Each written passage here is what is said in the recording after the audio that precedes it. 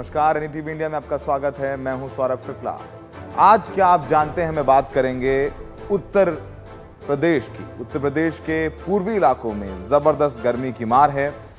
कई जिलों में बेतहाशा गर्मी पड़ रही है।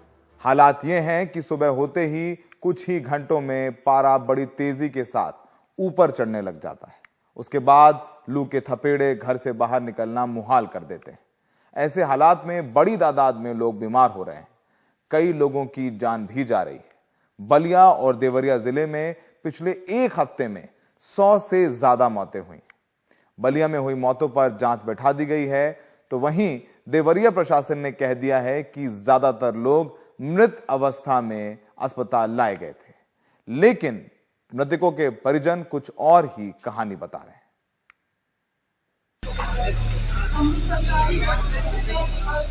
उत्तर प्रदेश के देवरिया जिले का जिला अस्पताल मरीजों से भरा पड़ा है।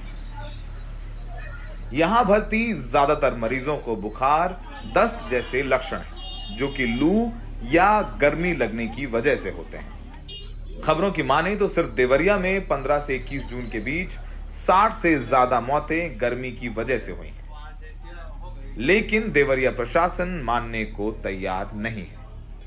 प्रशासन ने बकायदा एक सूची जारी की है, जिसके मुताबिक मरने वाले 50 से ज्यादा मरीज अस्पताल में मृत हालत में लाए गए थे और उनकी मृत्यु का गर्मी से कोई लेना देना नहीं है।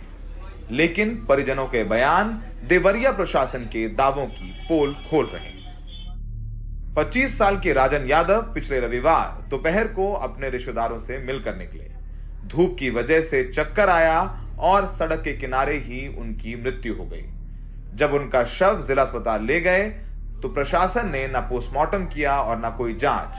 परिजनों को कहा कि अंतिम संस्कार कर दीजिए। वहीं गाड़ी रोके हैं और वहीं रोक करके 10 मिनट बैठे हैं। बैठने के बाद थोड़ा बहुत छटपटाने लगे हैं, तो लोग पास में कोई था तो दौड़ करके गया। भाई पूछे लोग तो बस उन लोगों से बस पानी मांगे हैं और पानी जस्ट दिए हैं। लोग पानी भी पिए हैं और गांव के भी लोग 2-4-10 लोग गए हैं, प्रधान भी गए हैं।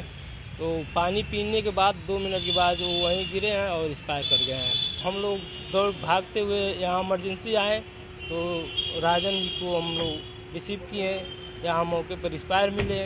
डॉक्टर साहब बोले कि ये एक्सपायर कर गए हैं, तो वही बता रहे थे डॉक्टर साहब कि ये सब गर्मी के कारण हुआ है। 63 साल की निर्मला तिवारी सोमवार को गर्मी की वजह से चक्कर खाकर गिर गईं। परिजन उन्हें अस्पताल लेकर पहुंचे, जहां कुछ देर इलाज के बाद उनकी मौत हो गई। देवरिया जिला अस्पताल ने ना निर्मला का पोस्टमार्टम किया और ना ही परिवार को कोई मृत्यु प्रमाण पत्र ही दिया। हम लोग भी इमरजेंसी में गए तो मौसी की शरीर बहुत गर्म थी। डॉक्टर ने इंजेक्शन एक लिखा, वहाँ पे बहुत भीड़ थी, अफरा तफरी का माहौल था, हॉस्पिटल बहुत भीड़ था। एक इंजेक्शन लगा, मौसी को बहुत ज़्यादा बुखार था, उस समय हीट थी शरीर। इंजेक्शन लगने के बाद हालत में बहुत सुधार नहीं थी। डॉक्टर साहब थोड़ी देर बाद ईसीजी करने चले, तो ईसीजी जब करने चले तो मेरी मौसी की मौत हो चुकी थी। डॉक्टर साहब बताया अब आपकी मौसी है नहीं। हम लोगों ने कारण पूछा तो उन्होंने कारण कुछ नहीं बताया, मेरी मौसी की मौत हो गई थी। आपने मृतकों के परिजनों को सुना, पर देवरिया प्रशासन मानने को तैयार ही नहीं कि गर्मी की वजह से लोगों की मौत हुई। अभी तक हम लोग के संज्ञान में कोई भी कन्फर्मेटरी हीट स्ट्रोक से डेथ नहीं हुआ है। अभी तक 1 तारीख से अब तक 4 मरीज जो संदेहास्पद थे उन्हें हीट स्ट्रोक मानकर भर्ती किया गया, बेहतर उपचार दिया गया, लेकिन उसको बचाने में हम लोग सफल नहीं हो पाए। अन्य आने वाले सभी मरीजों को जो भी इमरजेंसी में आ रहे हैं उनके लिए सारी चिकित्सीय सुविधा उच्च स्तर का उपलब्ध कराया जा रहा है। बलिया और देवरिया में गर्मी के चलते हुई मौतों पर जांच बैठाई गई थी, जिसकी रिपोर्ट अब तक अटकी हुई है। हमने ये सवाल यूपी के उप मुख्यमंत्री ब्रजेश पाठक से पूछा, उनका जवाब सुना। बहुत दुखद घटना हुई थी। हम पूरी तरह से सतर्क हैं और चिकित्सा व्यवस्था चाक चौबंद है। सभी डॉक्टरों की छुट्टियां निरस्त कर दी है। कई जगह कुछ मिला जुला रिपोर्ट था, तो हमने अलग से दोबारा भेजा है मेडिकल कॉलेज के जीएमसी में। अभी रिपोर्ट आया नहीं है क्योंकि लंबा समय लग रहा है। कुछ रिपोर्ट अलग डॉक्टरों बताए थे, कुछ अलग बताए थे। अब रिपोर्ट शीघ्र ही आ जाएगा। हाँ, विस्तृत जांच करेंगे। प्रशासन के दावे चाहे कुछ भी हों, आज भी बलिया और देवरिया के जिला अस्पताल मरीजों से भरे हुए हैं और अब तक किसी भी मृतक का मृत्यु प्रमाण पत्र नहीं जारी किया गया है। सीएमएस ने कहा था कि बलिया में 54 मौतें गर्मी से हुई हैं, उनका तबादला कर दिया गया। नए वाले जो अधिकारी आए हैं वो बोलने को तैयार नहीं हैं। परिजन जिनके लोग मर गए गर्मी से, वो मृत्यु प्रमाण पत्र के लिए सरकारी बाबुओं के चक्कर लगा रहे हैं और प्रशासन कह रहा है कि हम जांच कर रहे हैं। यही हालात बलिया और देवरिया में लगातार बने हुए हैं। देवरिया में विनोद और बलिया में करुणा के साथ दिल्ली में सौरभ शुक्ला, एनडीटीवी इंडिया। तो आपने देखिए रिपोर्ट किस तरीके से सरकारी दावे हैं, लेकिन जमीन पर हालात बेकाबू हैं। पहले एसी नहीं लगा था, जब मौतें हुई मीडिया के कैमरे घूम गए इन अस्पतालों की ओर तो वहां बाकायदा एसी लगा दिए गए। नेताओं के, विधायकों के दौरे बढ़ गए। कई सवाल खड़े होते हैं, जरा इन सवालों को समझने की कोशिश करते हैं।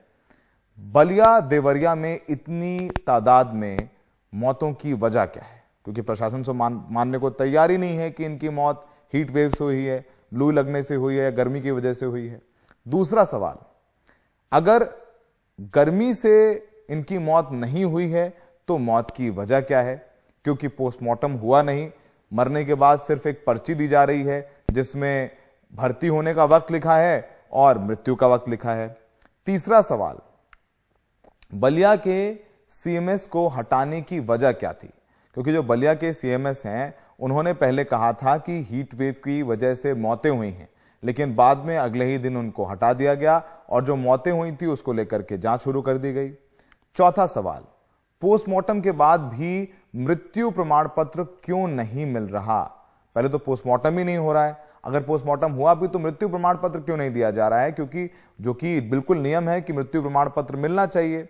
अब जो बाबू हैं वो ये कागज लाइए, ये आधार लाइए, ये सर्टिफिकेट लाइए, यही कह करके टरका रहे हैं परिजनों को। आखिरी सवाल, बलिया गई स्वास्थ्य विभाग की टीम कब अपनी रिपोर्ट सौंपेगी? आपने सुना भी उप मुख्यमंत्री कह रहे थे कि रिपोर्ट में कुछ विरोधाभास था, इसलिए दोबारा जांच के लिए उन्होंने कहा है। और वहीं केंद्र सरकार की भी, केंद्रीय स्वास्थ्य मंत्रालय की भी एक टीम बलिया पहुंची थी, तो वो वहां पर उनकी जांच रिपोर्ट कब आएगी सामने? क्योंकि अब मानसून शुरू हो जाएगा, हालात बदलेंगे तो इस बारे में चर्चा होनी बंद हो जाएगी।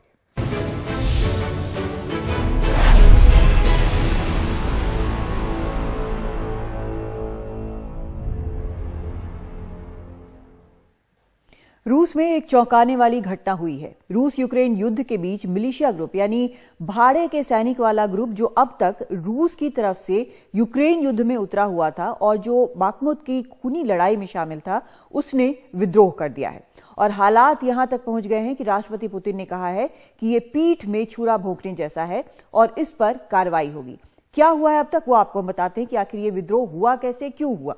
असल में खबरों के मुताबिक मॉस्को की तरफ ये वैगनर ग्रुप के लड़ाके जो हैं इस वक्त बढ़ रहे हैं। विद्रोहियों ने यूक्रेन युद्ध में पहले पर्याप्त हथियार नहीं मिलने की शिकायत की थी, कह रहे थे कि उनको पूरा हथियार नहीं मिल रहा है, इसलिए उनके लड़ाके लड़ नहीं पा रहे हैं। ग्रुप के प्रमुख येवजनी प्रिगोजिन ने हमले का आरोप लगाया है। ये हमला, उन्होंने ये कहा है कि ये जो हमला हुआ है वो रूसी सेना ने मेरे सैनिकों पर यूक्रेन में किया है, मिसाइल से किया है, और उनका कहना है कि इसमें बड़ी संख्या में उनके लड़ाके जो हैं वो मारे गए।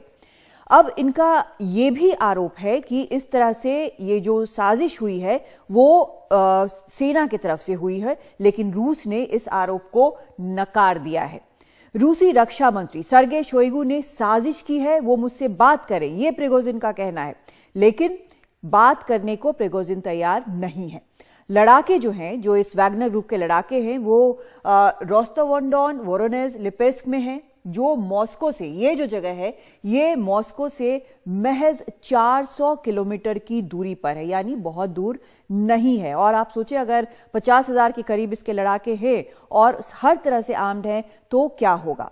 अब मतलब क्या है इस विद्रोह का, वो आपको हम बताने की कोशिश करते हैं। क्या रूस अब दो फ्रंट पर लड़ रहा है? क्योंकि एक यूक्रेन में लड़ाई चल रही है, पहले से 16 महीने से लड़ाई चल रही है और खींचती जा रही है। दूसरी तरफ वैगनर ग्रुप जो है उसने मार्च करना शुरू कर दिया है मॉस्को की तरफ। तो क्या अब आगे क्या होगा? मॉस्को में चेकपोस्ट लगा दिए गए हैं, वहां पर कुछ हद तक इंटरनेट रोक दिया गया है, वहां पर सड़क पे आर्मर्ड गाड़ियां दिख रही हैं। यूक्रेन युद्ध के अलावा क्या ये गृह युद्ध का भी सामना कर रहा है रूस? ये एक बड़ा सवाल है और ये अथॉरिटी का सवाल है प्रेसिडेंट पुतिन का। क्या उनकी अथॉरिटी जो है वो कॉम्प्रोमाइज होगी इस पूरे मामले में? अब तक का सबसे गंभीर चैलेंज जो है वो उनके सामने खड़ा है। इसका असर यूक्रेन मुद्दे पर क्या होगा, इस युद्ध पर क्या होगा, यह भी एक सवाल है। क्या ये युद्ध जो है उसकी जो इंटेंसिटी है वो कम होगी या युद्ध जो है फिलहाल बंद होगा? वैसे ऐसा लगता नहीं है क्योंकि रूस के सेना के भी काफी सैनिक हैं जो कि इस लड़ाई में शामिल हैं। क्या इससे यूक्रेन युद्ध रुकेगा? ये सवाल लेकिन बना हुआ है क्योंकि इसको लेकर यूक्रेन जो है वो लगातार अब बयान दे रहा है। क्या खाद्य सप्लाई पर असर पड़ेगा? आपको याद होगा ब्लैक सी के जरिए एक जो खाद्य सप्लाई है, जो फूड सप्लाई है वो हो रहा है, जो बाकी कुछ और देशों में जाता है, खासकर ग्लोबल साउथ के कुछ देशों में, अफ्रीका में जाता है। और ब्लैक सी अग्रीमेंट जो है वो किया गया है यूएन के जरिए। तो क्या उस पर भी असर पड़ेगा? असर तो पूरी दुनिया पर पड़ेगा, कुछ ना कुछ तो पड़ेगा। और यही वजह है कि बाकी जो देश हैं, चाहे वो अमेरिका हो, वो फ्रांस हो, जर्मनी हो, ये सब इस पर नजर रखे हुए हैं। तस्वीरें आपको हम कुछ दिखाते हैं कि क्या कुछ हो रहा है वहां पर इस पूरे जगह पर।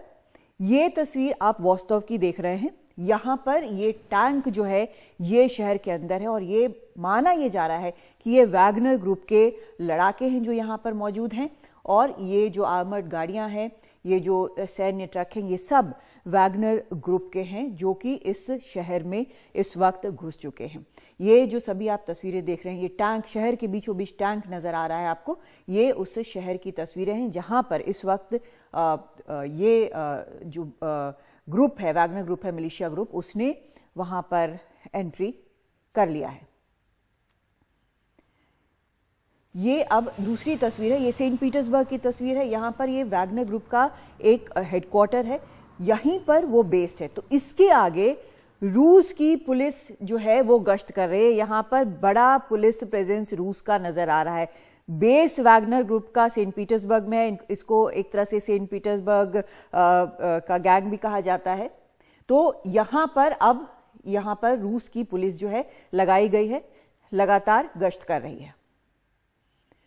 और ये फिर से हम आपको दिखा रहे हैं वॉस्तव सिटी जो है वहां पर ये वैगनर ग्रुप के जो लोग हैं वो पहुंचे हुए हैं। वहां का जो मिलिट्री हेडक्वार्टर है जो कि रूसी सरकार का है, वहां पर ये सभी बैठे हुए हैं। वैगनर ग्रुप के प्रमुख भी नजर आ रहे हैं, बाकी वहां पे लोग नजर आ रहे हैं। दावा यह है कि इन्होंने इस जगह पर, इस मिलिट्री हेडक्वार्टर पर कब्जा कर लिया है, इस शहर के मिलिट्री हेडक्वार्टर पर कब्जा कर लिया। एक तरह से ये चुनौती है, सीधे सीधे पुतिन को चुनौती है, जो कह रहे हैं कि ये देशद्रोह है।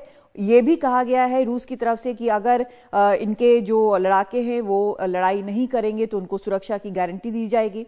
इसका भी जवाब आया है कि कोई भी सरेंडर नहीं करेगा। तो ये एक बहुत मुश्किल स्थिति बनी है और ये जो वैगनर ग्रुप के लोग हैं वो कह रहे हैं कि पुतिन ने गलती की है। और ये भी इस शहर का एक ऑयल डिपो है। जैसे ही वैगनर ग्रुप के लड़ाके यहाँ पर घुसे, इस तरह से एक धमाका हुआ। अब एक्चुअली धमाका क्यों हुआ है, कैसे हुआ है, ये साफ नहीं है, लेकिन उस ग्रुप के मिलिशिया के घुसने के बाद ये धमाका हुआ और आग लग गई है। इस तरह से वहाँ के एक फ्यूल डिपो में जो वहाँ पर तेल जमा करता है। और ये सड़कों की वहाँ पर तस्वीरें हैं, किस तरह से आर्मर्ड गाड़ियाँ जो है लगातार चल रही हैं वहाँ पर।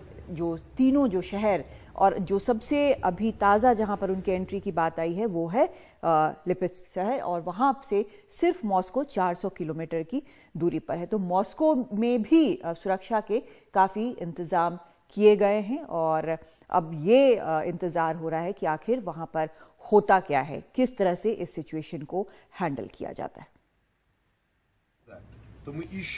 ये जो हैं ये वैगनर ग्रुप के प्रमुख हैं और इनको लेकर ही सारी बातें चल रही हैं कि आखिर क्या करने वाले हैं। इतने दिन से जो शिकायत कर रहे थे, इतने दिन से जो वो बोल रहे थे, प्रिगोजिन इनका नाम है, तो ये शख्स जो हैं इन्होंने अब राष्ट्रपति पुतिन को चुनौती दी है। उन्होंने कहा है कि उनसे बात करें, रूस के जो रक्षा मंत्री हैं, बात करने के बाद स्थिति साफ होगी। लेकिन जब इससे मना किया गया, उन्होंने कहा कि अब अगला प्रेसिडेंट रूस में होगा।